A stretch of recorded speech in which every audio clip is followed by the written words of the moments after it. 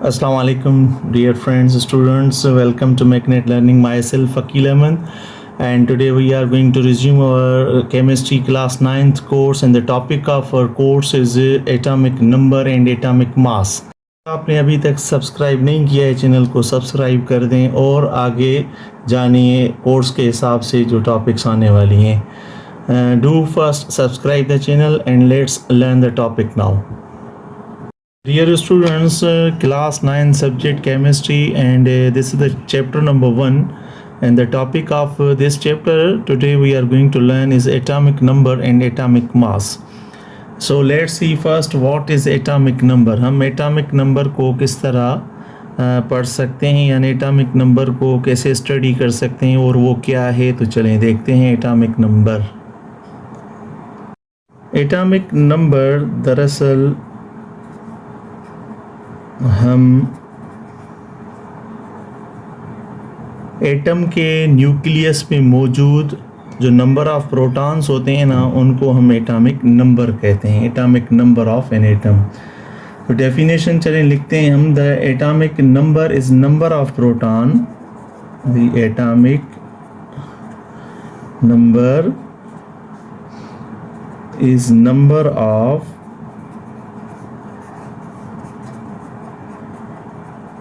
Protons present. ये number of proton कहाँ पर प्रेजेंट होते हैं? In the nucleus of an atom. ठीक है, किसी भी एटम के न्यूक्लियस में, यानी हर एटम, जितने भी हम 118 एलिमेंट्स या एटम्स के बारे में स्टडी करते हैं, तो हर एक एटम का स्ट्रक्चर है जिसका एक न्यूक्लियस होता है, मेन पार्ट, जिसमें प्रोटॉन और न्यूट्रॉन्स होते हैं. तो नंबर ऑफ़ प्रोटॉन हर उस एटम के जितने भी होंगे वो उसी एटम का क्या होगा? एटॉमिक नंबर होगा. ठीक है, of an atom of any element. तो चलें इसको थोड़ा सा हम एग्जाम्पलाइज करते हैं यहाँ पर.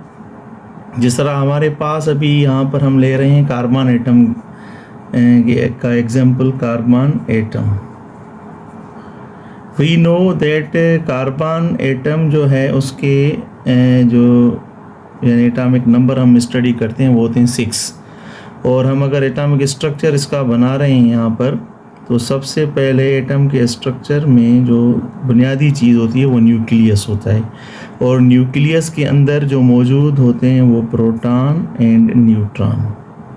तो ये जो नंबर ऑफ़ एटम्स है ना, ये दरअसल एटॉमिक नंबर है जो मेंशन करते हैं हम न्यूक्लियस में. और बाकी जो उसके इर्द गिर्द यानी न्यूक्लियस के अराउंड में क्या होते हैं? ऑर्बिट्स, जिसमें इलेक्ट्रॉन्स उसी एटम के क्या करते हैं? रिवॉल्व करते हैं. तो मैंने यहाँ पर 2 शेल्स बनाए, ऑर्बिट्स बनाए, क्योंकि मैं अभी डिस्ट्रीब्यूट करने लगा हूँ इस नंबर ऑफ़ प्रोटॉन्स को. तो देखेंगे यहाँ पर नंबर फर्स्ट जो शेल है उसमें 2 इलेक्ट्रॉन्स होते हैं, और जो 6 में से 2 फर्स्ट शेल में चले गए इलेक्ट्रॉन, बाकी 4 बचते हैं, तो वो सेकंड शेल में जगह लेंगे.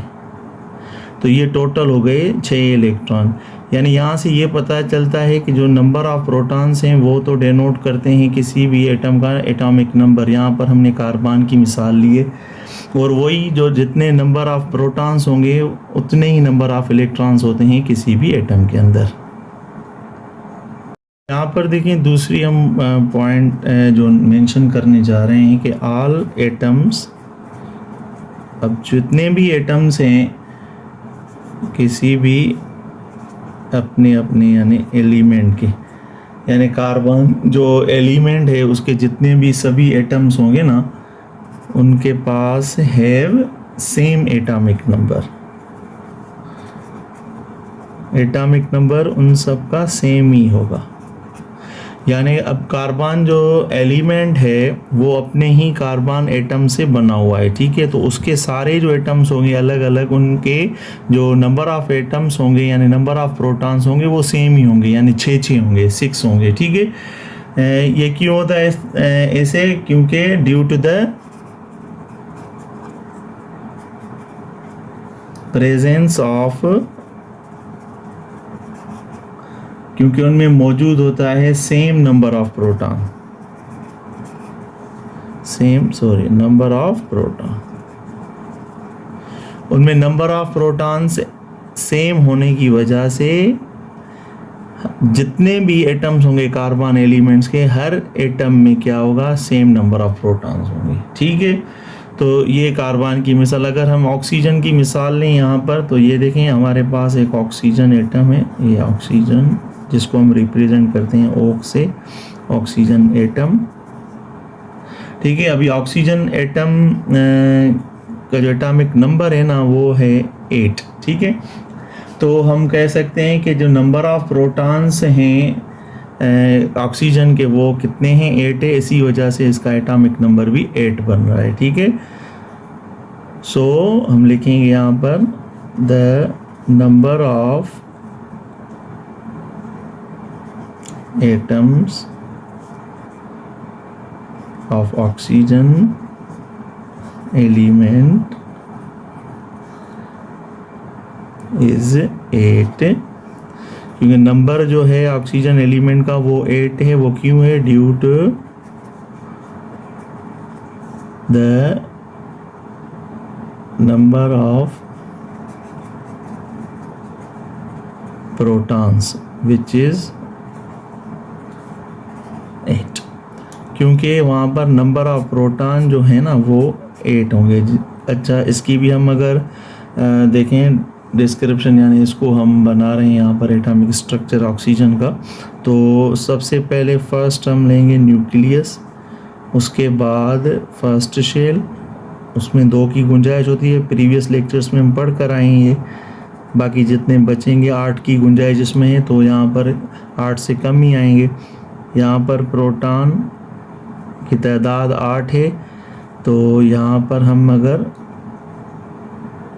इलेक्ट्रॉन्स की डिस्क्रिप्शन देंगे तो देखें 2 इसमें आ गए, 8 में से 2 गए फर्स्ट शेल में, तो यहाँ पर बाकी बचेंगे 6।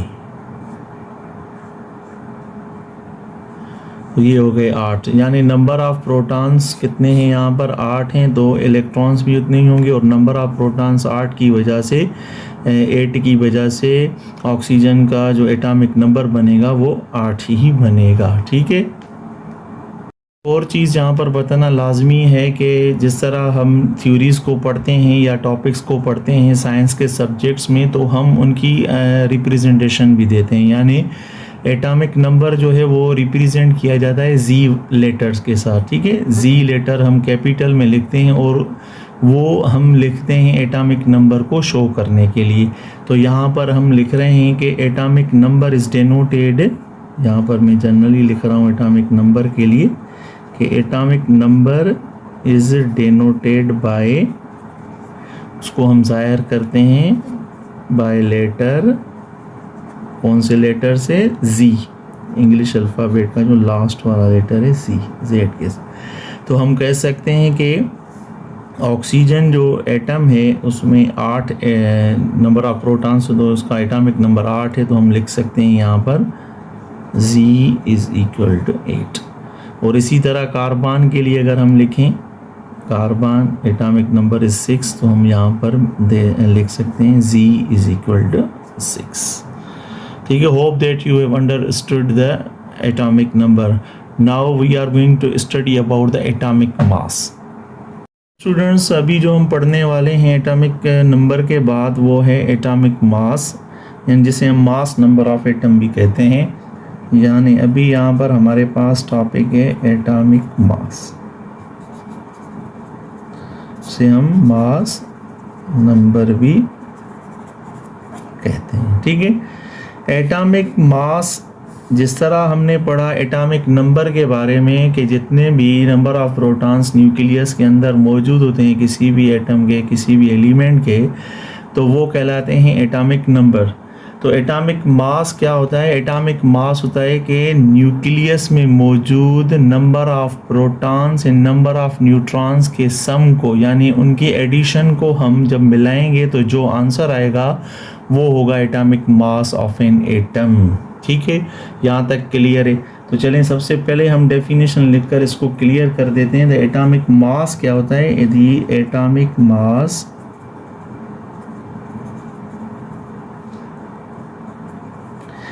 Is the sum of number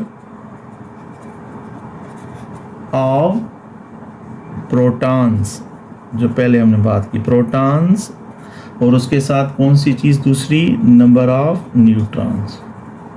तो यहाँ पर देखें ये क्लियर हो गया कि नंबर ऑफ प्रोटॉन्स और नंबर ऑफ न्यूट्रॉन्स का हमने क्या बनाना है भाई, सम बनाना है। ये इन दोनों का सम जब हम बनाएंगे तो वो क्या चीज़ हमें मिलेगी, वो मिलेगा एटॉमिक मास, या जिसे हम कहते हैं मास नंबर। सही है। तो number of protons and neutrons, अच्छा ये मौजूद कहाँ होते हैं, हमने बताया अभी प्रेजेंट, जिस तरह न्यूक्लियस में नंबर ऑफ प्रोटॉन था तो नंबर ऑफ प्रोटॉन तो न्यूक्लियस में होगा, तो न्यूट्रॉन भी वहीं पे होता है, present in the nucleus of atom of any element. किसी भी एलिमेंट के एटम में और एटम के उस न्यूक्लियस में हम नंबर ऑफ प्रोटॉन्स और न्यूट्रॉन्स का जो सम बनाएंगे ना, हम उसे कहेंगे कि भाई क्या बन गया, वो एटॉमिक मास बन गया। तो यहाँ पर हम इसकी रिप्रेजेंटेशन दे रहे हैं अभी इसको क्लियर करने के लिए। चले हमारे पास पर हम कार्बन और ऑक्सीजन के एटम बारी बारी देखेंगे। यहाँ पर हम सबसे पहले देख रहे हैं कार्बन एटम। ये कार्बन एटम है हमारे पास, ठीक है। कार्बन एटम में हमने पढ़ा है नंबर ऑफ जो प्रोटॉन्स यानी एटॉमिक नंबर 6 है और उसका एटॉमिक मास 12 है। तो सबसे पहले हम देखेंगे इसको एटॉमिक स्ट्रक्चर इसका बनाकर। तो सबसे पहले हमारे पास जो चीज़ होती है वो होता है न्यूक्लियस। न्यूक्लियस के अंदर दो चीज़ें होती हैं, एक प्रोटॉन, दूसरी चीज़ न्यूट्रॉन। और प्रोटॉन तो हमने पढ़ा है कि भाई कितने होते हैं, 6, and sum of proton and neutron. तो जब हम देख रहे हैं यहाँ पर 12 इसका एटॉमिक मास है, तो लाजमी बात है कि 12 से अगर 6 गए तो न्यूट्रॉन भी कितने बचेंगे, 6 बचेंगे, ठीक है। तो यहाँ पर प्रोटॉन और न्यूट्रॉन को अगर हम देखें कि प्रोटॉन को हम Z के साथ यानी एटॉमिक नंबर को रिप्रेजेंट करते हैं 6, और न्यूट्रॉन भी हैं 6। तो हमने बताया भाई ये क्या बनेगा अभी, Z प्लस N, तो Z हो गया 6 और N हो गया 6, तो हमें क्या मिलेगा आंसर 12। तो ये 12 क्या आएगा, एटॉमिक मास ऑफ कार्बन यानी मास नंबर ऑफ कार्बन, ठीक है। तो अभी चलें हम इसके ये चीज़ें भी बना लेते हैं। जितने नंबर ऑफ प्रोटॉन्स होंगे उतने ही नंबर ऑफ इलेक्ट्रॉन्स होते हैं, ठीक है। तो यहाँ पर हम देख रहे हैं पहले शेल में जो ज़्यादा से ज़्यादा इलेक्ट्रॉन्स होंगे वो 2 आते हैं, और बाकी 6 में से 2 इधर आए तो बाकी बची 4, तो 4 हम सेकंड शेल में दे देंगे, ठीक है। ये रिप्रेजेंटेशन ऑफ हमने पढ़ी है कार्बन की। अब देखें ऑक्सीजन एटम को हम देख रहे हैं यहाँ पर। ऑक्सीजन एटम उसके नंबर ऑफ प्रोटॉन्स 8 हैं, तो एटॉमिक नंबर 8 और 16 जो है ना इसका मास होता है, ठीक है, मास नंबर 16। तो सबसे पहले हम इसको भी रिप्रेजेंट कर रहे हैं यहाँ पर। सबसे पहले क्या चीज़ होती है भाई, न्यूक्लियस। न्यूक्लियस के अंदर क्या क्या मौजूद होता है, प्रोटॉन एंड न्यूट्रॉन। अगर हम देखें कि एटॉमिक नंबर 8 है तो नंबर ऑफ प्रोटॉन्स यानी 8 ही होंगे, ठीक है। और अगर हम 16 से 8 निकाल दें तो न्यूट्रॉन कितने बचेंगे, 8 ही बचेंगे। तो यहाँ पर ये चीज़ भी क्लियर हो गई कि प्रोटॉन्स को यानी नंबर ऑफ एटम को Z के साथ हमने रिप्रेजेंट किया जो 8 बनते हैं, और न्यूट्रॉन भी हैं 8, ठीक है। तो यहाँ पर हम करेंगे Z प्लस N, तो यहाँ पर Z है हमारे पास 8 और neutron number is also 8। Now 8 plus 8 become 16, तो यहाँ पर मास नंबर आ गया 16, ठीक है। तो यहाँ पर हम इसके भी शेल्स बना लेते हैं, ये भी हम फॉर्मेलिटी पूरी कर लेते हैं। यहाँ पर जितने नंबर ऑफ प्रोटॉन्स होंगे उतने ही नंबर ऑफ इलेक्ट्रॉन्स होते हैं। तो चलें पहले शेल में तो 2 इलेक्ट्रॉन्स की गुंजाइश है, ये तो चले गए इधर। 8 में से भाई 2 इधर गए, तो बाकी आखिरी शेल में इसके 6 इलेक्ट्रॉन्स बचेंगे, 4 और ये 2, 6, ठीक है। तो ये यहाँ पर क्लियर हो गई चीज़। अभी हम जनरल पॉइंट इसका लिखने वाले हैं, वो ये है कि हम नंबर ऑफ यानी मास नंबर और एटॉमिक मास को हम रिप्रेजेंट करते हैं कैपिटल A के, ठीक है। तो ये भी ज़हन में हमने रखना है। यहाँ पर हम लिख रहे हैं कि भाई so the atomic mass of an atom is denoted, उसको हम ज़ाहिर करते हैं बाय लेटर, कौन से लेटर से, ए के साथ, ए लेटर, और वो भी कैपिटल, ठीक है, ए लेटर के साथ रिप्रेजेंट करेंगे, ठीक है।